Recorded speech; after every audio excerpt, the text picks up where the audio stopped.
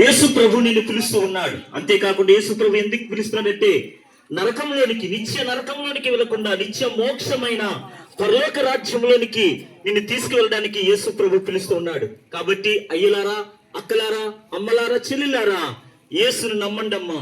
యేసు అందరికీ ఉపకారి, సహాయకుడు. పరిశుద్ధమైన గ్రంథంలో ఒక మాట రాయబడింది, ప్రయాసపడి భారం వస్తున్న సమస్త జనులారా నా యొద్దకు రండి, నేను మీకు విశ్రాంతిని కలిగజేస్తానని. ఏమిటి భారము, ఏమిటి ప్రయాస అనగా ప్రతి మనిషికి కూడా ఒక భారం ఉంది. అదే పాప భారము.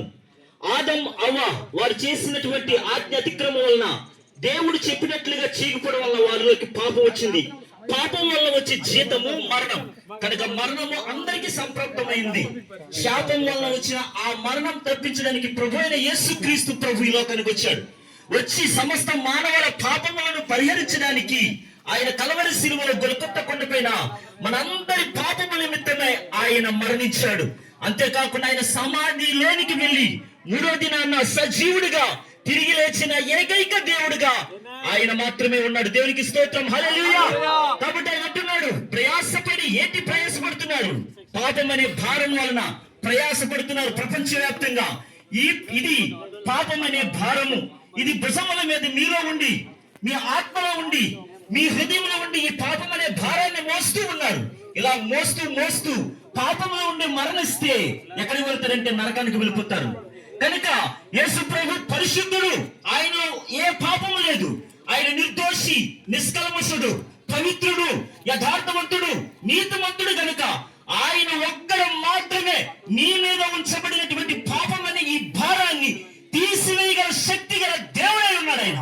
కాబట్టి అమ్మలారా, మీ మీద మోపబడిన పాప భారమును తీసివేయాలంటే యేసు ప్రభు వలన మాత్రమే సాధ్యము. యేసుని ఎవరైతే నమ్ముతారో వారి మీద మోపబడిన ఈ పాప భారము తొలగిపోతుంది. వారికి అప్పుడు ఏం కలుగుతుందంటే నెమ్మది, మనసుకు ప్రశాంతత, శాంతి కలుగుతుంది.